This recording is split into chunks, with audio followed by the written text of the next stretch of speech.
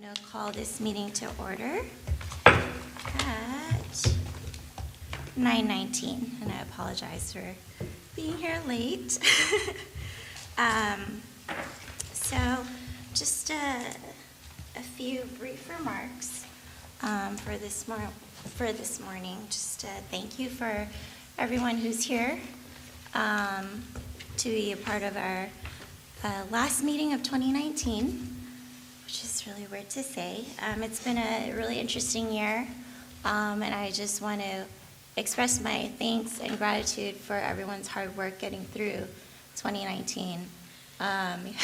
Knowing that it was our sunset year, we had a few surprises, and I want to say thank you especially to staff and to Christy, who really pulled us through this year. We have more to come in 2020. I think we're well equipped with the staff that we have, really helping the board understand everything that's in front of us and what we need to do. And I also want to especially thank my fellow board members. This year we've operated really at half capacity since January, actually. We are supposed to be a full 9-member board, and I'm glad to see that we have a new board member. I want to give a warm welcome to Calumet, who was appointed by Assembly Speaker Rendon just, I think, a few weeks ago. Yes. So thank you for joining us. We're really happy to have an additional person. Really looking forward to the governor hopefully appointing the rest of our vacancies so that we can finally have a full board to deal with some of these really major issues ahead of us in 2020. So thank you to my fellow board members who have really stepped up this past year to make sure that everything ran very smoothly, and hopefully nobody really noticed that we didn't have a full board. So thank you, everyone. At this time, I'm going to open up for board member remarks.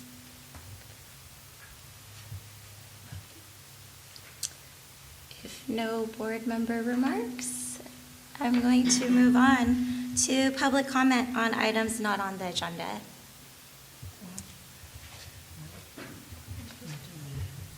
Oh, I'm sorry, I forgot to establish quorum.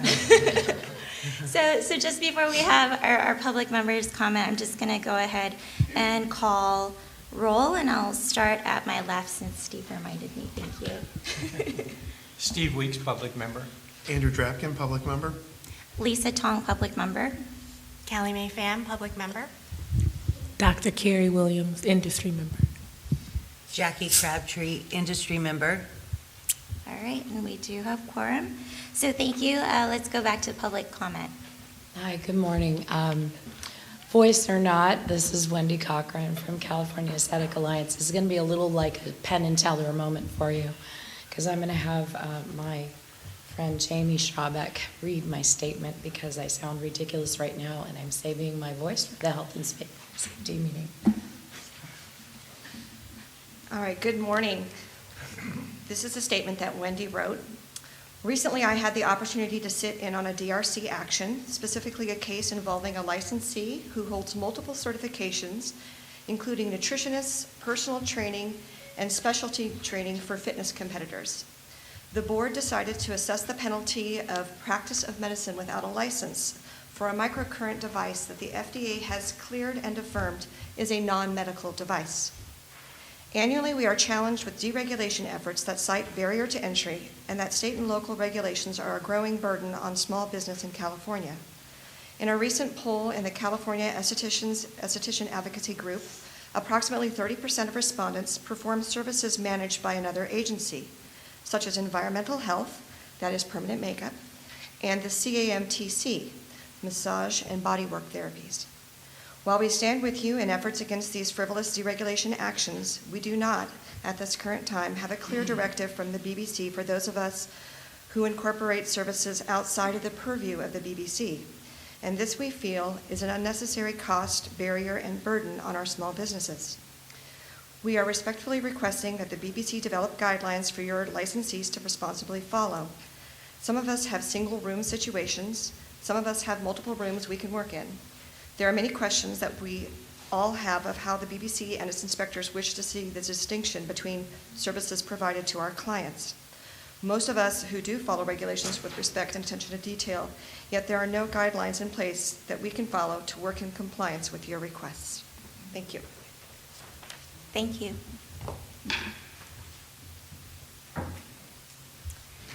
Anyone else on public comment? Seeing that there are no others, I'm going to move on to item number 4, approval of the August board meeting minutes. Found one mistake. Yes, I'm that kind of guy. On page 9 of 16, third paragraph up from the bottom. I'm assuming I stated the need that instead of was stuck, should be was struck. Just.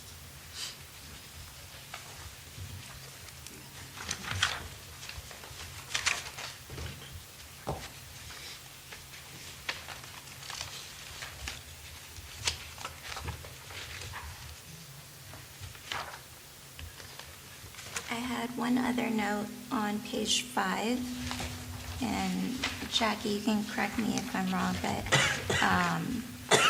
I think in the third paragraph, Ms. Crabtree spoke in opposition to AB 5's exemptions specific to BBC. I'm not sure if the opposition was to the entirety of the bill or not. It was to the exemptions that we had discussed? Right. Correct. Okay. So if we could maybe clarify So that. which one, I'm sorry? Page 5, The third third paragraph. It says Ms. Crabtree spoke in opposition to AB 5.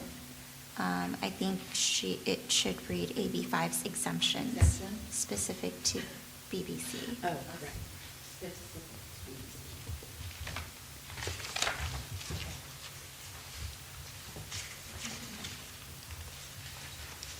Need a motion to amend? I would move to amend the minutes. And approve as amended. Approve with amendments. Written. I second.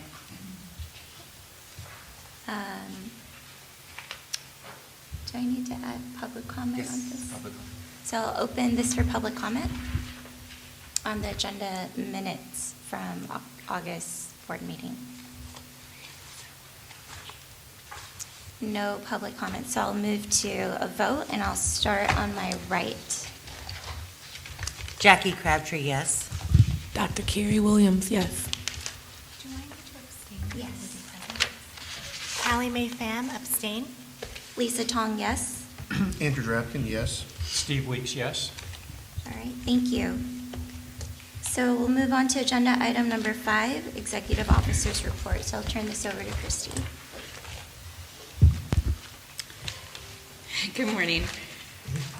So in your packets is the quarterly statistics, our standard statistics. It's just for our first quarter. So we start with our licensing statistics. We're continue to operate in licensing without a backlog.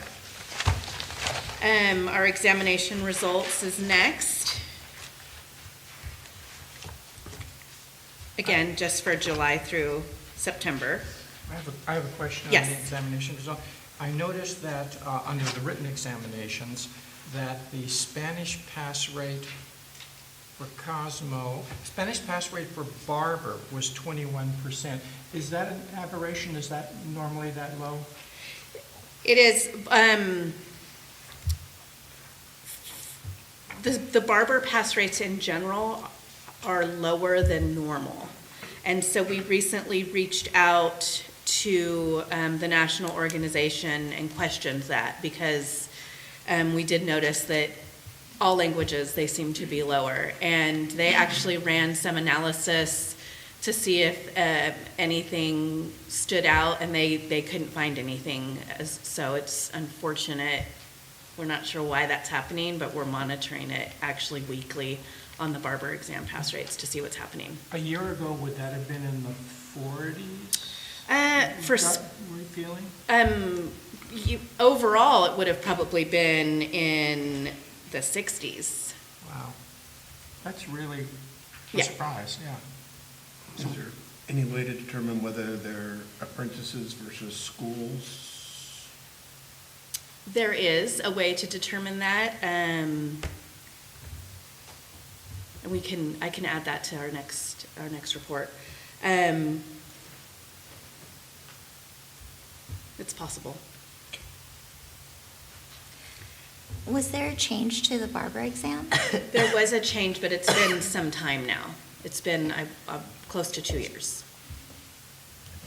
So we normally would see that when a new exam is released, but we're too far past that to be seeing it now. Do we have a fewer or greater number of people taking the exam? I do think barbers have definitely increased. We've had to increase our number of exams. We used to only give exams on Mondays in our facilities, and we're doing more than 1 day a week of barber exams. So we're actually definitely an increase in the barber industry. So then our next is our licenses issued, our review of the last 5 years, and then our current license population.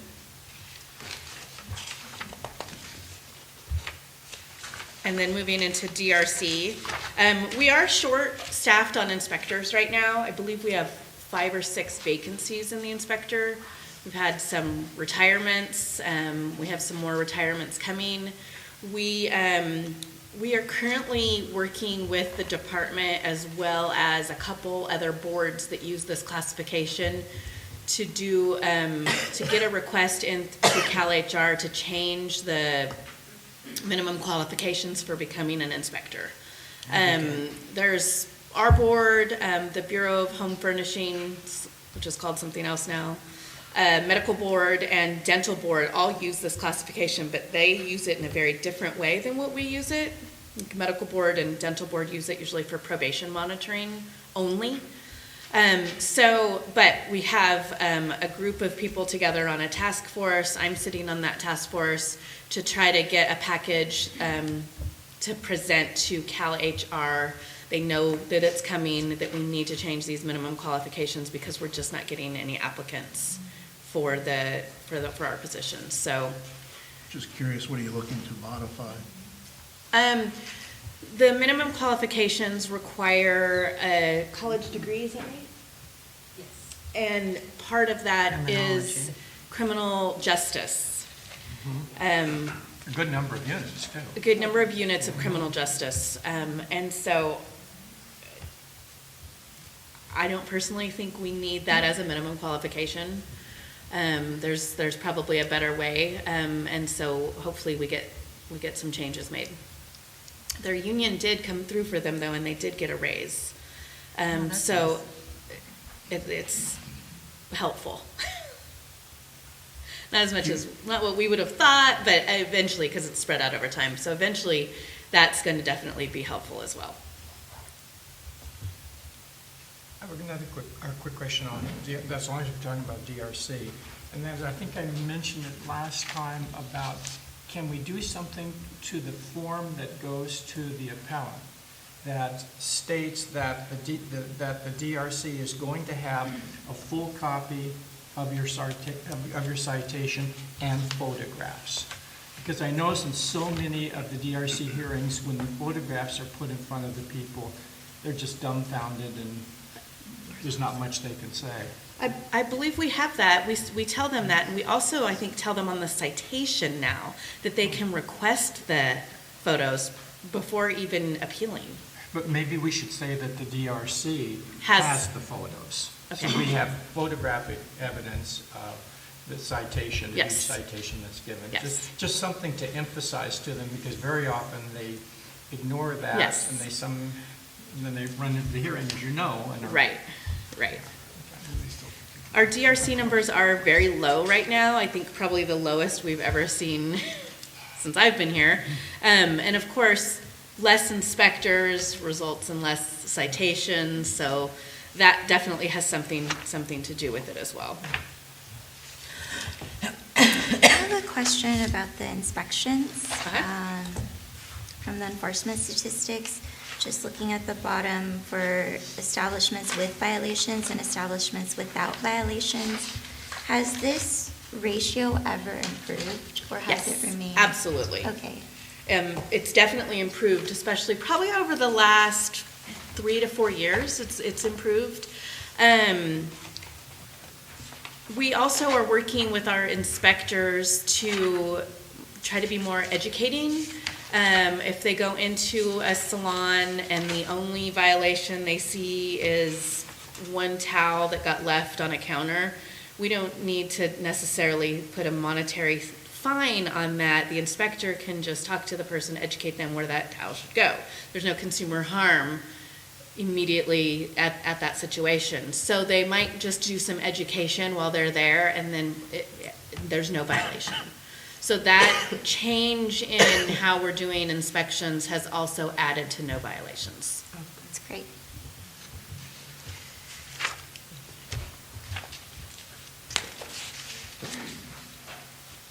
And then as our standard budget information that we provide, as well as what we've done for outreach, we'll be participating on December 11th for Assemblymember Deep is having an informational event, and we'll be attending that. And then also the Long Beach Trade Show we will attend as well. And that's all we have scheduled at this time. Can I ask a question on the expenditures? Yes. On the expenses of examinations, $1,354,000. What is included? Does that include rent and salaries allocated to the examination process? It does not include salaries. It includes the cost of national exam, because we have a contract with the national organization to provide the exams, Right. and it's basically a per exam, so there's a cost for every exam we give.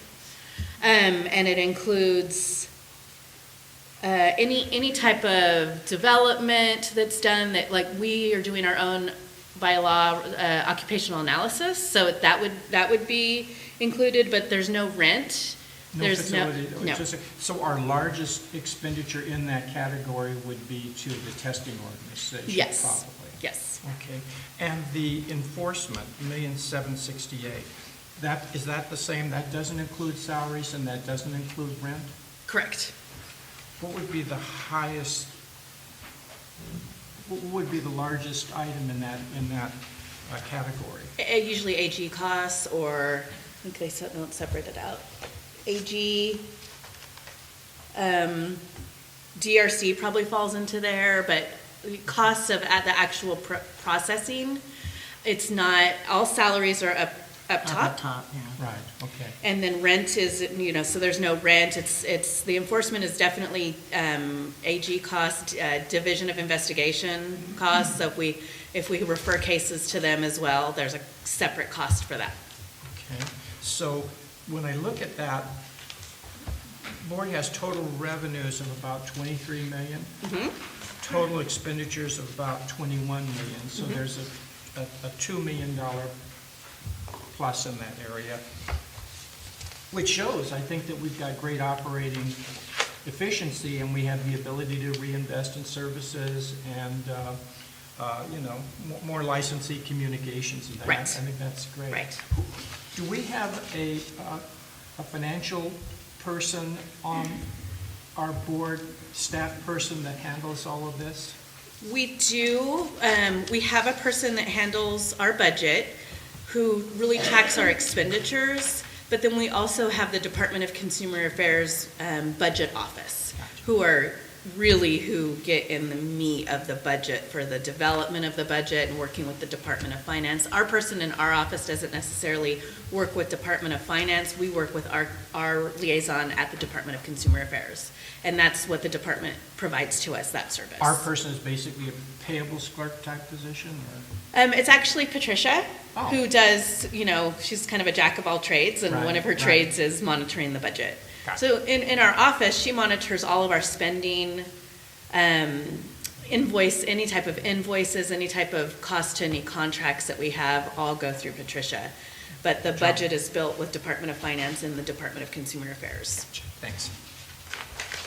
And I would say maybe some of this extra money is lack of having the proper staff in some areas? Yeah, You're the missing bottom, some. we do have a lot of salary savings. Yeah.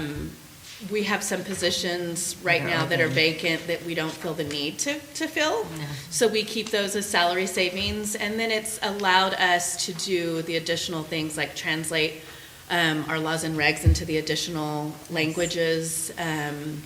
So we definitely have some flexibility. Our board has a very healthy fund, very healthy. So, but then we have, costs that may come up if any legislation is implemented.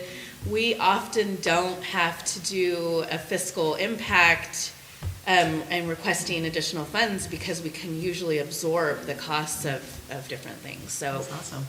yeah. Yeah. We also still have outstanding amounts from the general fund Correct. loan, right?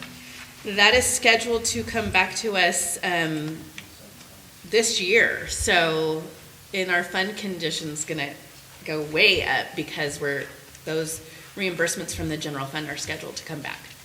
And do we just carry that as a permanent surplus for future years' Correct. deficiency? Correct. No party for us. Not a big party for the board. No. Or for Christie. $21 million party would be fun. Right now, we have several vehicles that our inspectors are driving that are over 100,000 miles, and that's the limit. There's requirements for when we survey these cars out and get new cars, so we're able to do that. So we have a schedule for cars that we're cycling out and new cars that we'll be bringing in, so that'll be a cost.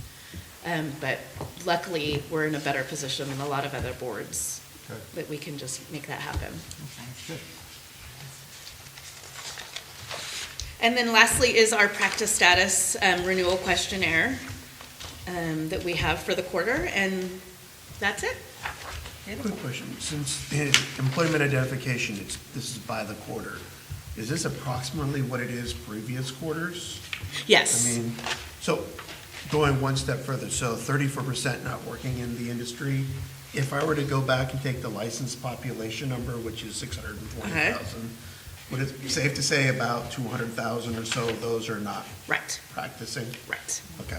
And those numbers have been very consistent for quite some time.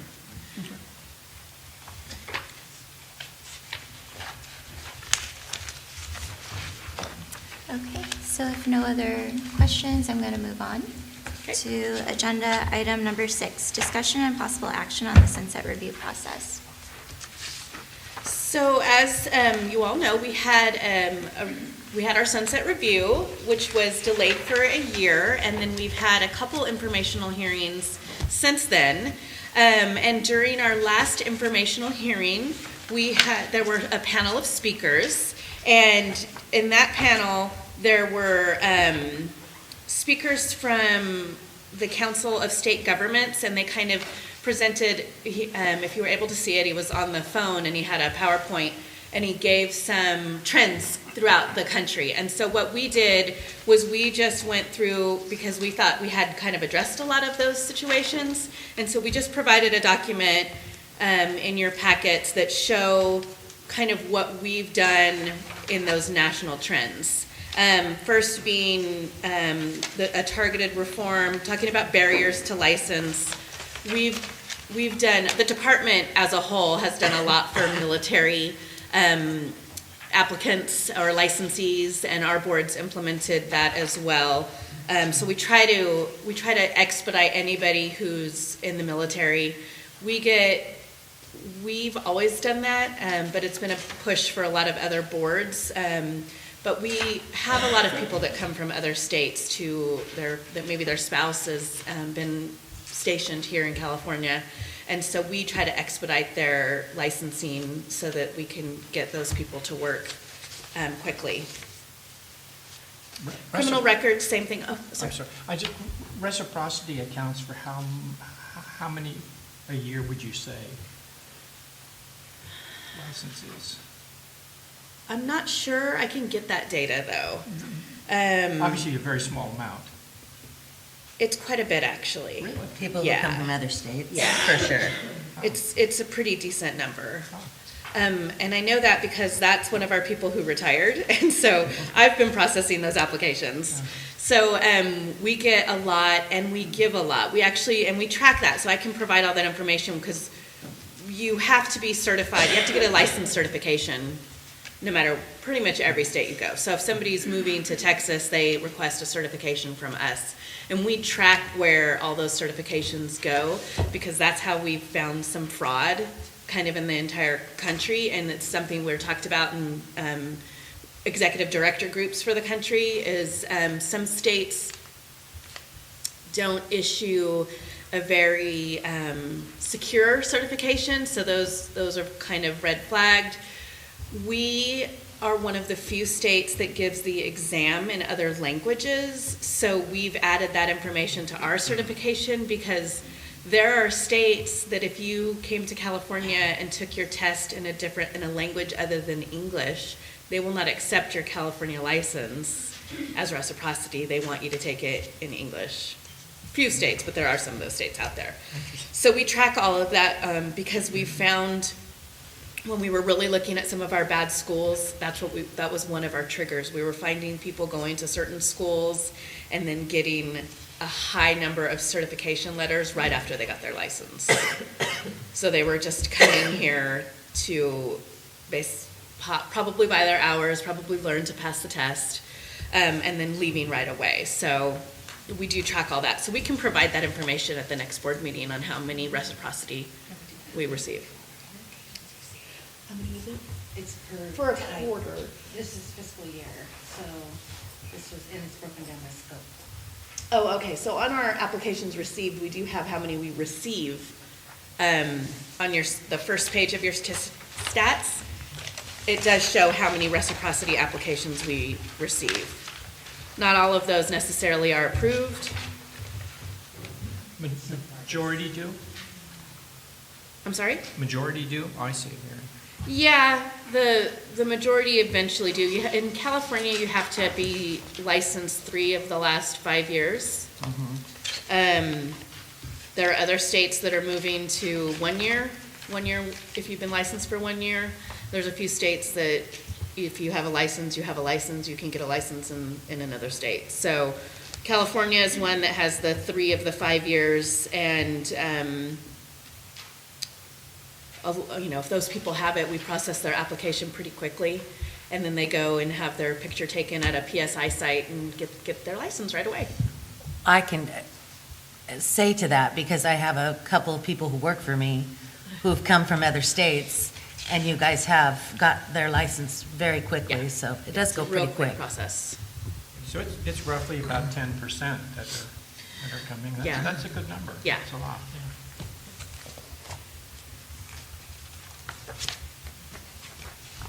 Any other questions? Okay, so going back to the other items that were talked about in the sunset hearing were individuals with criminal convictions, how some states are looking to make that an easier process. I think we have one of the best processes. We allow people to come to us and before they even enroll in school, so that they don't waste time going to school if they happen to have had a conviction that would prevent them from getting a license. However, we deny very few for criminal convictions. It has to be substantially related. So most aren't. Most crimes are not substantially related to the service. So very few people are denied when they come to us. Universal license recognition, that's something I kind of talked about before, that some of the states are very quick, much shorter time. We have the 3 of 5 years. There are states that are moving to just having, if you're licensed in one state, we will give you a license in another state. What do you think about that? I think I think it's fine. I do too. So I mean, I just think with staying with trend and not keep continuing with a barrier to entry. Right. This would be a nice trend to kind of move towards. They had talked about a sunrise sunset process, which California already has, as we know. The change of our regulatory structure. There's different states. Some states have boards, some states have programs, some states are in huge just licensing departments. Texas, for instance, is the Texas Department of Licensing and Regulation, so you have more like units instead of boards. We are a board under the Department of Consumer Affairs, so we're kind of centralized in that aspect. And then the interstate compacts, which was talked about as well, that if you're licensed, if you have a driver's license in one state, you can drive in another state. So that's, we don't have that for cosmetology, but we have it in other industries, so. But I thought that presentation, we had, I felt we had accomplished a lot already, so we wanted to just give that information to the board as well.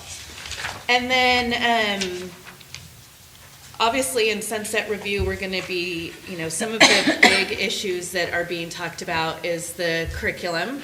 The chairs, the committee questioned completely, during our hearings is, why does it need to be 1,600 hours? So that's definitely something that is going to be talked about in the future, as well as the, going into the whole examinations and curriculum as well. So we had put on here that possibly we wanted to set up some specific committees from this board today to kind of take that on and really start digging into what the curriculum and can look like, or exams as well. So that's up for discussion to the board today.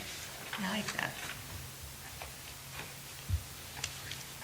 Oh, and I did want to say also that we did do a review of all the other states right now. I think we've mentioned before, Texas just went to 1,000, and there's a few other states that have 1,000.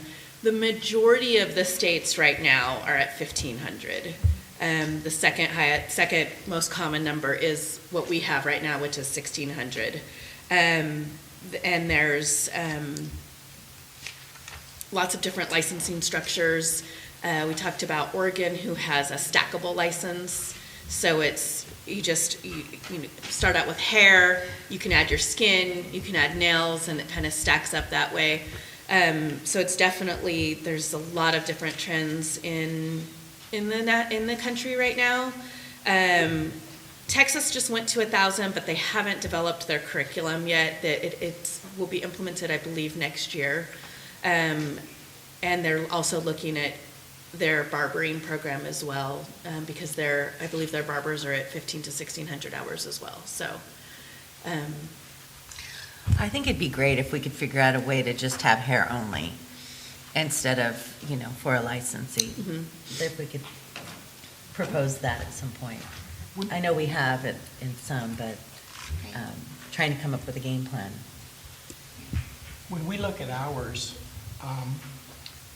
do you have any information, you may not have this, on what a cosmetology school in another state is charging, bearing on the hours that they do it? I mean, my concern is, one of the reasons we could reduce hours is also for the burden of funds that students have to pay to get their licenses here. Right. We were talking earlier today, and the question would also be, if we're 1,600 hours now, and we're $16,000 for an education at one of the private schools. If it were 1,200 hours, would it be $12,000, or they wouldn't be meeting their fixed costs or whatever? But on these lower hour states, are the schools charging less in those states? I'm not sure. Yeah, that'll be interesting. I can see what I can find out. I know we don't have no control on this, but, yeah. I think a question I would have related to the schools and hours issue is, I understand that in terms of federal student loans, it has to meet a certain amount of hours? 600, I believe. Okay.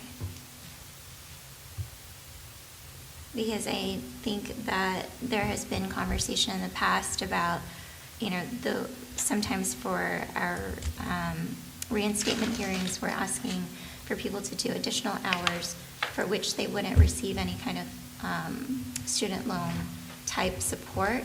But our lowest number of hours in terms of curriculum would be manicurists, Right. which is 400 hours. Right. So if you're doing just a manicurist curriculum, that means you would not qualify for federal That's correct. aid? Okay. There are schools that have a 600-hour manicuring program for that reason. Just curious, during the presentation of the trends, since I wasn't able to watch it, seems like we're on trend. Was that pointed out at the hearing? Did this person say, hey, you guys, you should have a sunset review process, and not acknowledge that we do have a sunset review process? No, I mean, it was what an the- informational hearing, so I think during some public comment it was mentioned, but really it was just presentations that were done. Okay, so I'm just wondering if the legislators who were watching this also realized, hey, we do this already, or was this, it's like, oh, you guys should be doing this? I don't know, what was the attitude that you got within the meeting, I guess? Well, that's one of the reasons why we wanted to bring it here today, to make sure it was documented of what we've accomplished. But I definitely think that those legislators that were in the hearing that day are aware of what we've done with those issues. Okay. I think something that I would like to see in terms of the committees addressing is a few points that I think Leslie brought up related to curriculum versus risk. Yes. And right now, how the curriculum is really not addressing areas that have the most risk. Yes. In terms of the most hours spent, it's really on the areas that we're receiving the least amount of consumer harm Yes. complaints. So I think that's a really big issue for whatever committee we're setting up to look at. That's great. So on that note, Leslie Rosti spoke about that at the hearing and about the risks. And then the deputy executive officer from Nevada spoke because Nevada actually took on a project to look at risks for the industry. And they invited myself. Last month we met. I met on that task force. The project's not completed yet, and I'm actually going again next week.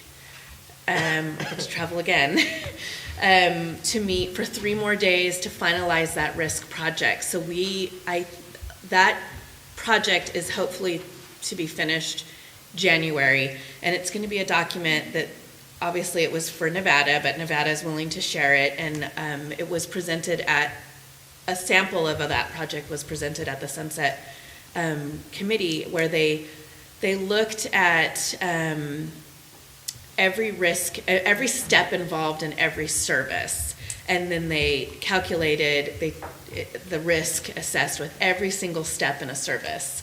So they actually have one of their conference rooms in their office that's just more spreadsheets than you could ever possibly imagine of every risk. And they used a lot of subject matter experts from across the country to determine this. And then they brought in several different states. So we were invited, Minnesota was invited, North Carolina was there.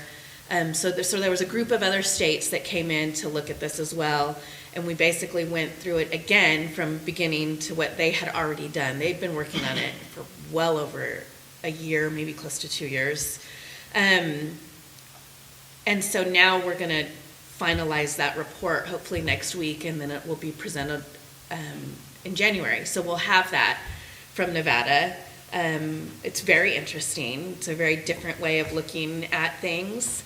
And then there is also a report that's going to be coming out from the federal government, specifically on the cosmetology industry. And that I had thought was already going to be out, but it's expected to be out sometime in the month of December, that's going to talk about the curriculum as well from the federal standpoint. So we should have both of those reports by January. And I think that will definitely be helpful to our future discussions.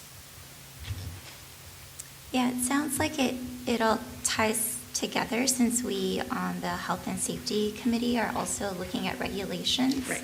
And we're also looking at regulation changes to better tie back to risk as well, and to look at regulations through that lens, and to remove regulations that don't really address the board's purview, which Right. is consumer protection. Right.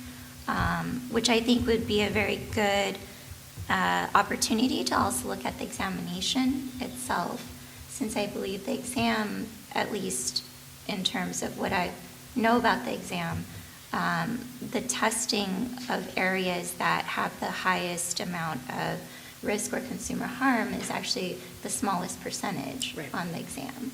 So I think that, I'm not sure if we want to look at having a committee that addresses curriculum and examination separately or combined. I'm not sure what the best plan for that would be. I think they go hand in hand myself, so I think it would be nice to have it combined. I do also believe that the report that's coming out from the federal government is going to specifically address that as well. I know that they did work with the national organization, so I think it goes hand in hand to work together.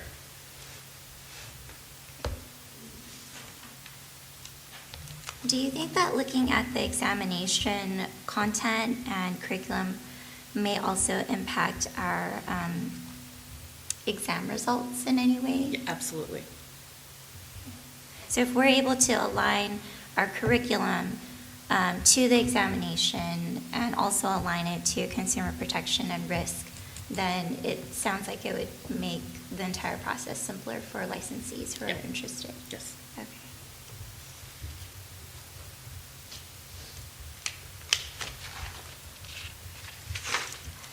So are we looking at a motion to propose how to move forward? Yes. Is that what we need? Okay. If you want to create a committee. Jackie, you want to give it a try? Say again? Do you want to give it a try? Yeah, I'll in give a terms of motion. To start a committee to look into how we can create new streamline in education, health and safety and risk. Great. I'll second that.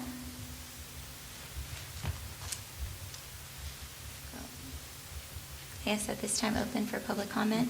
So we will at this time take any comments from the public on this matter.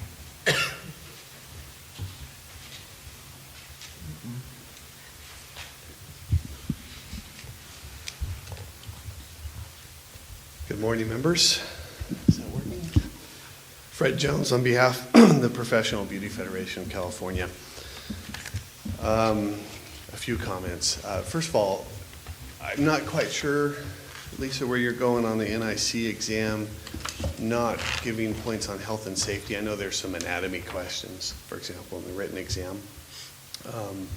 But I've had this conversation with NIC folks quite a bit, and their position is all the procedures, particularly in the practical exam, everything is related to health and safety. Every protocol that they do has a health and safety component to it, to make sure that when they are actually doing the service, they're doing it safely. On the 1,600 hours, we did have a committee that studied the 1,600-hour curriculum just a year and a half ago. Dr. Carey, I think you were serving on that as well. I was too. And Jackie was as well, Ms. Crabtree. You know, at the time, I think we reached it by consensus to protect the status quo, but to move to a block of health and safety curriculum, a 400-hour block that's included in each of the license categories, which will cause a little bit of problem with the 400-hour manicuring license. But we did make some suggestions there, but I think by consensus, and Leslie Rosti was on there as well, we thought the 1,600 hours was well within the national norm. Having said that, there are clearly trends to try to continue to reduce barriers to entry. I believe California is way out in front, as Ms. Underwood's report earlier had already discussed. We were one of the first states to move away from reciprocity and create licensure by endorsement, which means we will accept out-of-state licensees, even if they don't accept ours. So no reciprocity. I'm not sure if we were the first, but we were among the first, and certainly the largest state to do that. And that was back in 2006, I believe, 2005, 2006. So we led that effort to invite out-of-state licensees. But our association believes that we ought to create another option for students, and that is competency. The fixation, frankly, on clock hour credits misses the whole point. Do these students know how to do our services safely on consumers? That's really what matters. How well they do the techniques, well, maybe that could be something they learn in a real-world salon. Some schools will want to do it all so that when they come out of their school, they're ready for the highest-end salons. But we think the board ought to consider, and this would require statutory change, so the legislature would have to do it, is to give an option for schools to provide competency-based education for students, especially students that excel. Let's get them through. Let's get them through quicker. And also, given the fact that over 90% of our cosmetologists consistently in all surveys say that all they want to do is hair, we ought to consider, as Ms. Crabtree said earlier, a hairstylist license that could have considerably less hours. So I think these are things that we can address. Although this state has led, I believe, the other states in reducing barriers to entry, and the proof is over 2% of every California adult has a license from this board. Think about that. 621,000 individuals. So I'm not sure what there is in terms of a barrier, because if you are trying to erect barriers, you're doing a piss poor job of it. There's that many licensees. But those are two options, I think, vis-a-vis curriculum that you ought to consider. Competency option and a hairstylist license. Thank you. Thank you.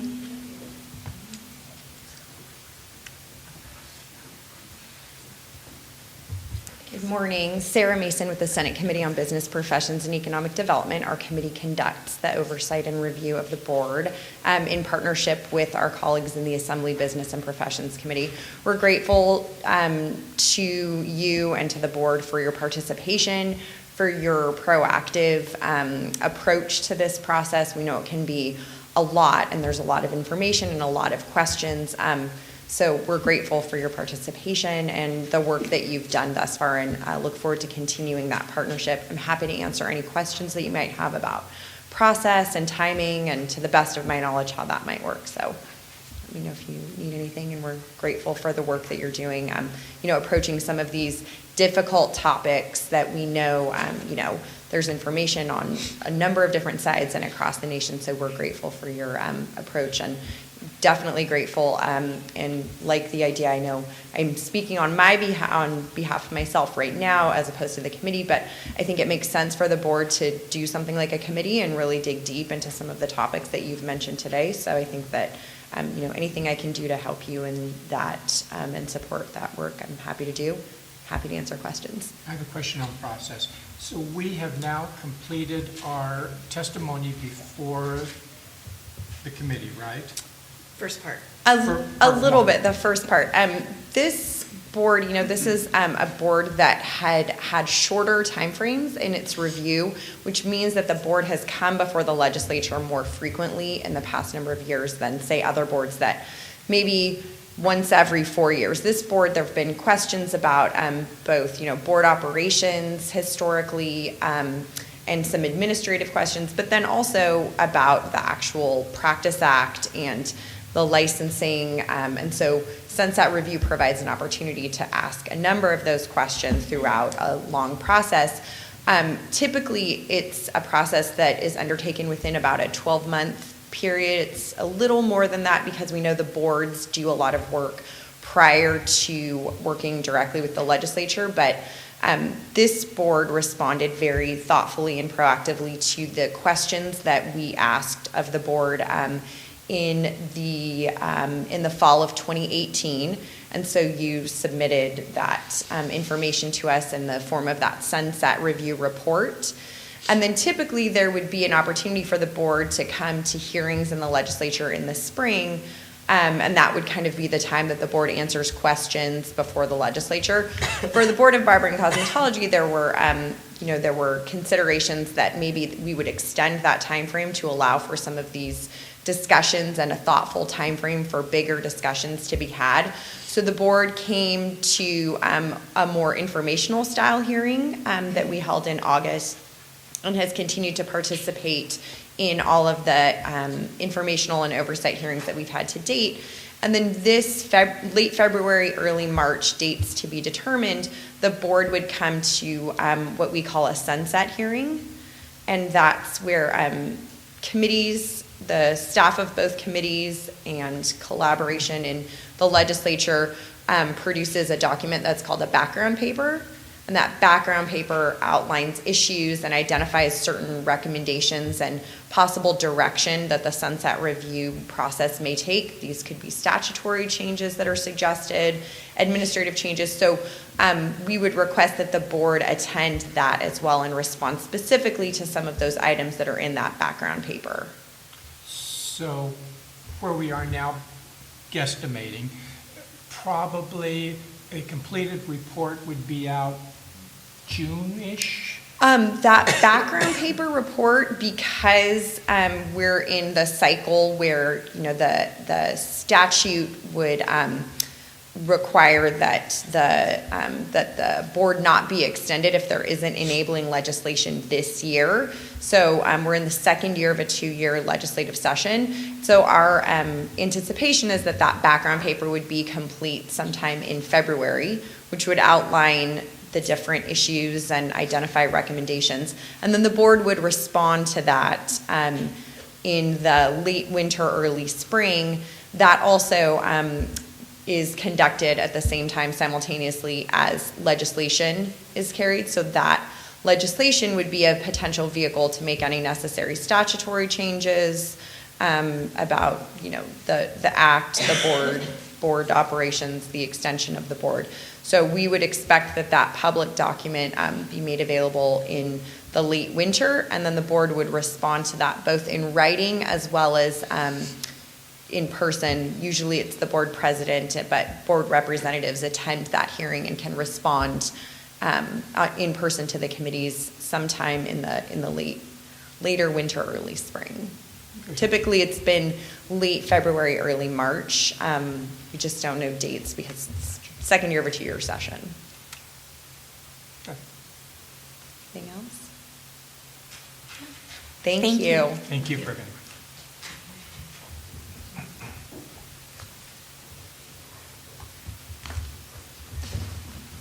Good morning again. Jamie Strawbeck, Precision Nails. I just wanted to offer a few notes about Texas. Texas requires CE. I know that because I've taught there for many years, and I'm actually a registered provider there, as I am in Ohio and pending in Illinois. So as some of these states make these changes to lower hours, which I am very supportive of, particularly if it meant a hair-only license, just note that some of these states do require CE. I was going to bring this up earlier, but I'm glad I'm bringing it up now, not to minimize our role in the economy and in the population of residents and voters, but when we look at the licensed population, it's a licensed population. It's not a population of individuals per se, because we know that people are dual licensed, sometimes triple licensed, whether they hold a license to provide services and an establishment license, or multiple licenses to provide services, or some combination thereof. So again, not to minimize, and now that we know that a number of these people, a third possibly, are inactive, that raises other questions too about who exactly are we talking about. I just received my renewal in the mail for my manicurist license, and in years past, through the mail, I would have been asked about my employment status and that sort of thing, but the only thing that came through on paper was asking about my military service, which unfortunately I don't have any to offer. But when I went to renew it online, I was asked the questions in the survey that would show up in those results, the ones about my employment status. So am I actively working? Why, yes. And whether I consider myself self-employed as the salon owner? Yes, I'm marking that yes. But the things that we don't know about our population of licensees, we don't know how many of them are actually residents in California. They may have a license to work in California, but it doesn't mean they actually reside here. Where did they file taxes? We don't know that. How do they identify according to race, ethnicity, gender? We have no data on that. If it exists, I would like to see it. How many of them hold establishment licenses as well as a license to provide services?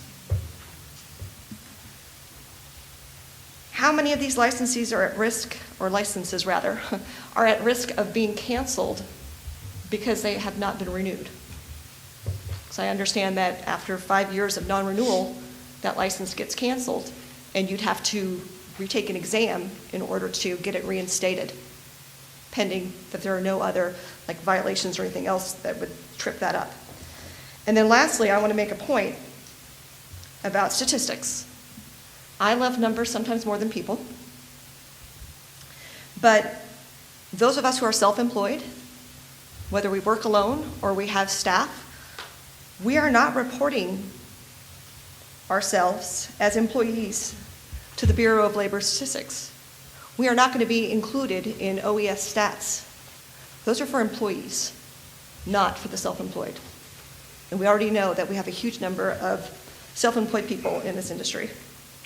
And then another note about the alignment of curriculum and the examination. As someone who has a PhD and studied curriculum, that's my expertise. It means nothing if you don't have the schools teach to the curriculum. You can require it, you can test it, but what's missing in the middle is all that we're concerned about, is the instruction. And speaking of that, Mr. Schaefer, who presented at the hearing and was talking about the trends, he mentioned AI, artificial intelligence, and automation, and how that would impact our industry. If only we could take students and program them in an hour to do what's right once they graduate, to follow the health and safety rules. We would need 400 hours to teach them that. We just need to impress them with the importance of following the rules. I wish we could program them that way, but I don't think any number of hours, if we keep them in school, is going to create that situation. That's where, if anything, we run the risk of being replaced with automation, because once you program a robot or a computer to do something the right way, it's going to do it. And I think that's all I have to say for right now, so thank you. Thank you. Any other public comment? Okay, if not, I will move to a board vote, and I will start on my left. Steve Weeks, yes. Andrew Drapkin, yes. Lisa Tong, yes. Callie Mae Pham, yes. Dr. Carrie Williams, yes. Jackie Crabtree, yes. Okay, thank you. Do we also need to discuss who will be a part of the committee, or does that come later? Well, really, as the chair, you can appoint who you want, but if you want to discuss with the board, you can at this time. Okay. I mean, I would welcome anyone to volunteer to I will participate. volunteer. Okay, great. Jackie, anybody else on the board? I would volunteer. Great. Two. I'm not sure, how many do we need on this? Less than 5. We don't want to have a quorum of the board. All right, One more. We have 2 now. so we have 2 right now. I would volunteer. Okay, Steve, so that's 3. All right, That would give us 2 industry representatives and 1 public. 2 public. 2 Two public. public, 2 1 public, industry. 1 industry. Okay. Okay, great. Anything else we need for the committee? The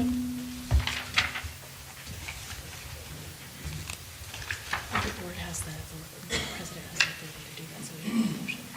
Okay, I'm good. Okay. Anything else on agenda item number 6? I have nothing else. Nothing else? I'm sorry.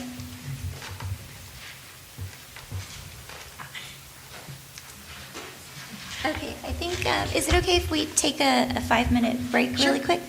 Okay, so we're going to return at, let's just say 10:25.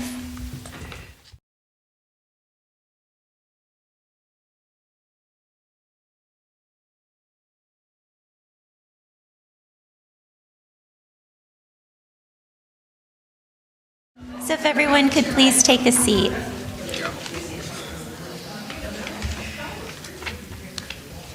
All right, we're coming back. It's 10:30, and we are now on agenda item number 7, legislative update. So in your packet are the bills that were chaptered. So I'll just quickly go through them. AB 5, which is the worker status on the independent contractors, was signed by the governor, as well as AB 496, which was some language changes. We've included copies of our analysis as well as the bill. So AB 496, and none of these bills require implementation necessarily from our board. It's very minimal. We appreciate that. AB 1607, which is a gender discrimination notification bill. Yes. I just have a quick question Uh-huh. on 496. Uh-huh. Quick reading of this, it seems to require us to do more disclosure as far as social security numbers, addresses, taxpayer IDs. Is that something that's new to us on this bill? So we already have that in place. And the other thing is, maybe it's a question for our council. On your bill pages, 95 there on the bottom, or on top 12 of this bill, page 12, and it's the third paragraph down. You have 3 in parentheses. And it says, "The entity shall not delegate to a technical committee its authority to discipline a licensee who has violated the provisions of the applicable chapter of the BMP code that is subject to the director's delegation of authority of the entity." How does that relate to our DRC hearings that regularly get involved in that? DRC is not discipline. It's just an informal hearing on an appeal for a citation, so it hasn't reached the discipline level. Okay, so this is my only question. Okay. And then lastly is SB 606, which gave us the 1-year extension of our sunset so that we could continue that process that we already talked about. So now we will start anew. All right, so that's it for legislative updates? Okay, great. So moving on to agenda item number 8, proposed regulations. So in your packet, we provided a memo that gives the status of the regulation packages we're working on. We did have a package approved by the Office of Administrative Law. We were very excited. It's our fine schedule and payment plan that we've been working on for about 3 years. Nice. Yes, so that actually goes into effect January 1. And just as to remind you that this is where an establishment owner may not be cited for something that an individual did at the salon. Our owners are happy. And then it codified a payment plan, which we've been doing for quite some time, but we put in, it's now in writing. And then the following regulation packages are under internal review at the department, which is our transfer of credit or training, our personal service permit, our disciplinary guidelines, and our substantial relationship criteria, and our criteria for rehabilitation. All items that the board has previously approved, and they're just working their way through the process. And then we're continuing to develop, and we should have packages for you at the next board meeting on our translation guide requirements, and then also on clarification for the externs. I do have a question. I thought at one point we had discussed something related to DRC that would create a committee so that we could free up some of our board members. What happened to that?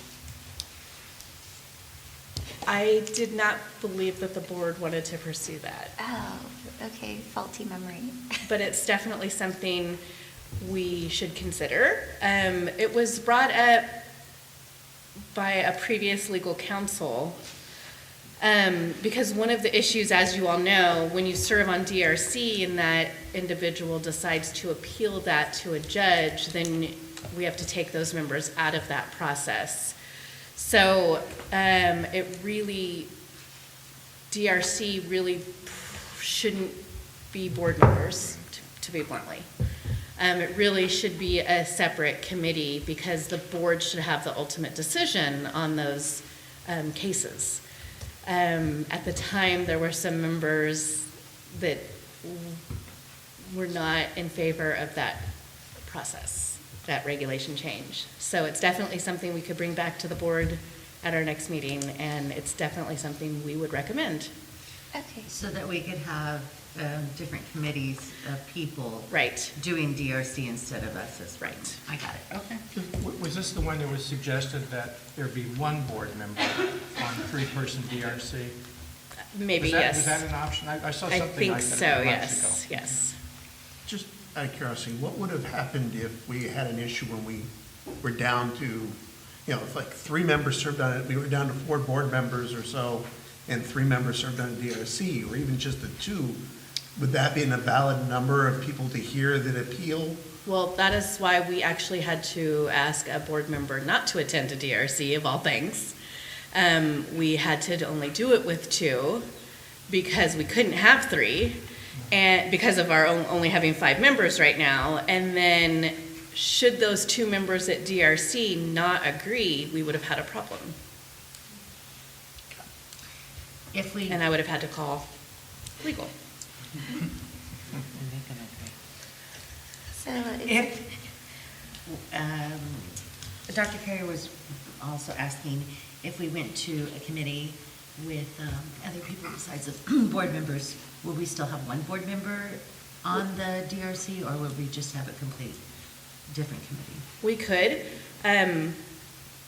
I believe DRC should not be board members. Okay. The board members are appointed to make the final decision. Would you agree? We're going off topic. Oh, we're going off topic. Just agendize it. We can put this on the agenda for our next meeting. Okay, I think that would be a good idea. Fantastic. Okay. So, anything else regarding regulations? Just out of curiosity, for the PSP, when do you expect that to be implemented? Is it January 2021, we're probably thinking about being able to do it, or Sure. 25? 3 years ago?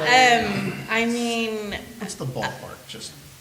my ballparks have not even been close lately, so I think we still have to hear from agency. We don't know if they're going to have changes. If they have changes, it would come back to the board.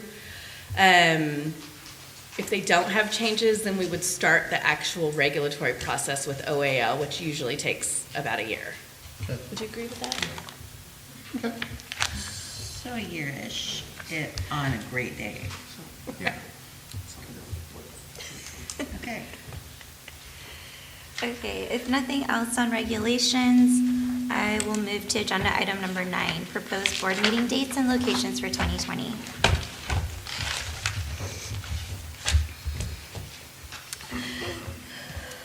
this is, you need an approval from us, or just a? We don't. We just Okay. want to provide it to the board in case there's anything that happens to stand out. Works for me. We did push this last year, and considering another board meeting, will 4 be enough? Yes. I think that's to be determined. I think we always have the option to add. I think my only question is just considering what we heard today from Sarah in terms of the sunset process. Right. Especially if we are expecting to receive something in February, do you think the March 9th board meeting should be pushed up? We could push that up. Okay. Because the board will need to approve our final response back. Right. Okay. I'm so happy because we've been after the election. I know, We I didn't know. make it. We had you in During the mind. election. Sorry, Andrew. All right. You're working so hard. Okay. Any other comments on board meeting dates? Okay, looks like there aren't any, so I'm going to move on to agenda items for the next meeting, item number 10. So it sounds like we should revisit DRC and maybe look at how to restructure that. Do you think we'll be able to hear from our newly formed committee by our next meeting? Yes. Okay.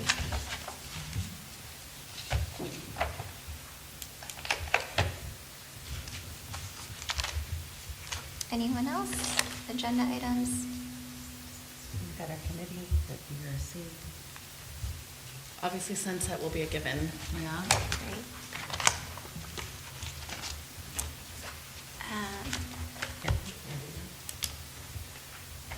Do we want to have a conversation about booth rental? We can.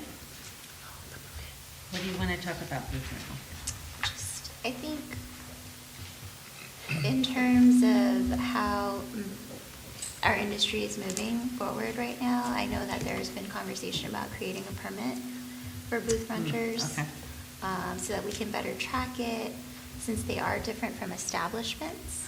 Okay. I think we should probably have a discussion on that if there's space for that, given sunset and all of that.